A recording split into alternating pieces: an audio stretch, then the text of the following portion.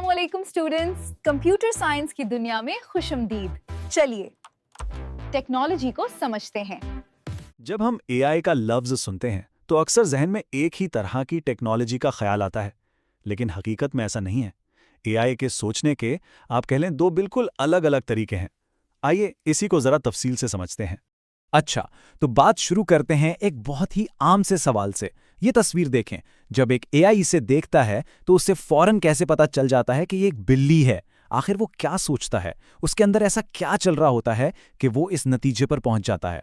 तो जनाब, इस सवाल का जवाब अक्सर एक ब्लैक बॉक्स कहलाने वाली चीज में छुपा होता है। ये जो आप देख रहे हैं, ये एक न्यूरल नेटवर्क का खाका है। यहां से एक तरफ से मालूमात अंदर जाती हैं, फिर वो इन बीच की छुपी हुई तहों यानी हिडन लेयर से गुजरती हैं और दूसरी तरफ से नतीजा बाहर आ जाता है। लेकिन इसके बीच में उन तहों के अंदर असल में होता क्या है? बस यही तो सारा मौमा है। लेकिन यहां एक बहुत दिलचस्प बात है। हर एआई एक ब्लैक बॉक्स, एक मुहम्मा नहीं होती। नहीं, इसकी एक दूसरी किस्म भी है जो इसके बिल्कुल उलट है, बिल्कुल साफ और वाज़ेह। तो पहले इसी की बात करते हैं। इसे कहते हैं वाइट बॉक्स एआई, और जैसा कि नाम से ही जाहिर है, ये एक खुली किताब की तरह है। यानी वाइट बॉक्स एआई मॉडल्स वो होते हैं जिनके फैसले करने का पूरा प्रोसेस, पूरा अमल बिल्कुल शफ़ाफ होता है। मतलब हम आसानी से देख सकते हैं, समझ सकते हैं कि उसने एक एक कदम कैसे उठाया और किसी नतीजे तक कैसे पहुंचा।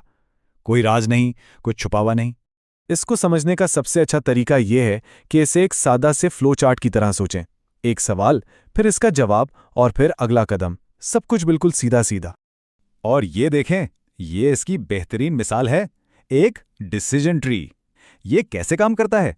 ये बस सादा से हाँ या नहीं वाले सवाल पूछता है।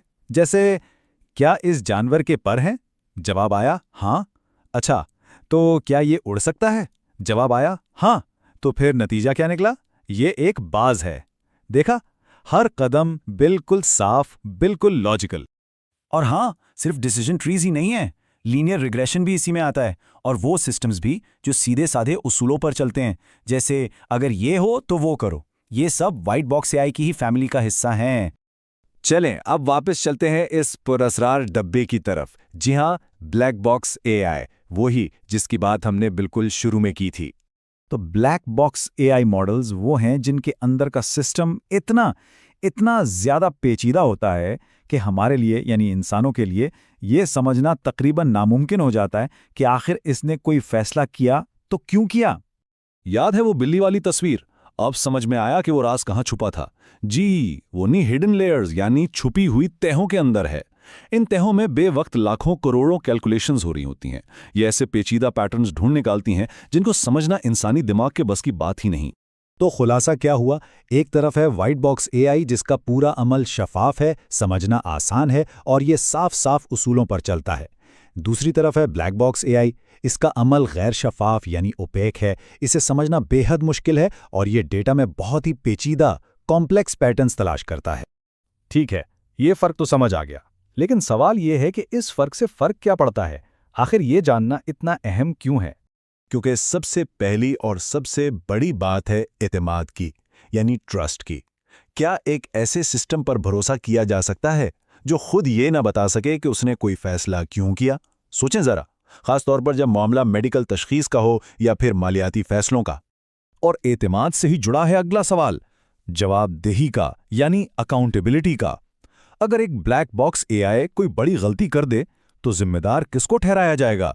जिसने उसे बनाया, जिस डेटा पर उसे ट्रेन किया गया, या क्या खुद एआई को?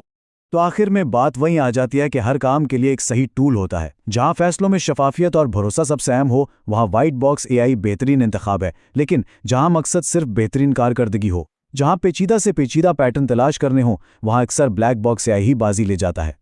तो ये सारी गुफ्तगू हमें एक बहुत बड़े सवाल पर लाकर छोड़ देती है। जब बात जिंदगी के सबसे अहम फैसलों की आएगी, तो किस एआई पर भरोसा किया जाएगा? उस पर जो एक खुली किताब की तरह शफ़ाफ हो, भले उसकी कारकर्दगी थोड़ी कम हो, या फिर उस पर जो शायद बेहतरीन नताइज दे, लेकिन जिसके सोचने का तरीका हमारे लिए हमेशा एक मौमा ही बना रहे।